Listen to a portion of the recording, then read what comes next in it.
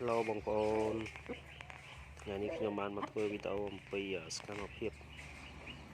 មាន់កកពីក្បាលកំពុងតែស៊ីចំណីនេះគឺជាប្រភេទមាន់ពូជនេះមាន់សាច់អានេះប្រភេទវាគីឡូធំគីឡូវា3គីឡូឡើងនេះ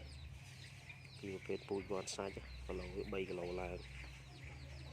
ចឹងយើងចាំលក្ខណៈមានមាន់សាច់មាន់ពូជចឹងនេះគឺជាប្រភេទពូជមាន់ធំនេះវាចូល3គីឡូហ្មងនេះចូល3គីឡូតែវាអត់ទាន់អស់ធំទេនេះវា3គីឡូ2ខាំអី3គីឡូព្រោះវាមិនទាន់ដុះខ្នាយបាទនេះចូល3គីឡូជាងនេះវាពូជធំឯងធំអូ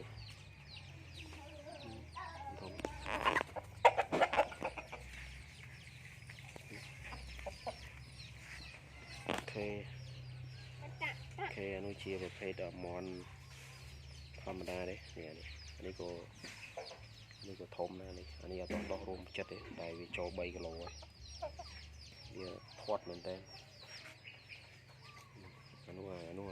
មាន់ធម្មតាទេនោះ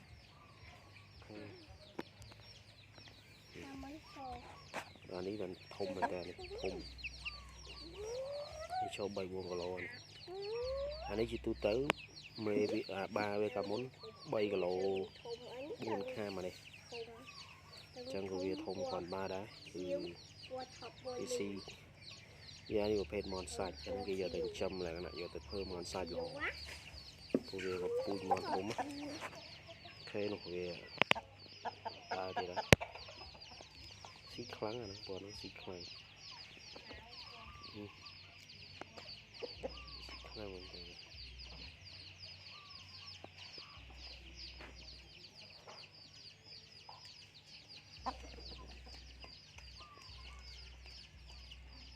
អូខេស៊ីលឿនមែនតើវាស៊ីលឿនមែនតើនៅសារវាស៊ីផងវាខ្លាចផងនេះកកស៊ីដូចភ័យដែរនេះដឹងមិនវិញវាភ័យ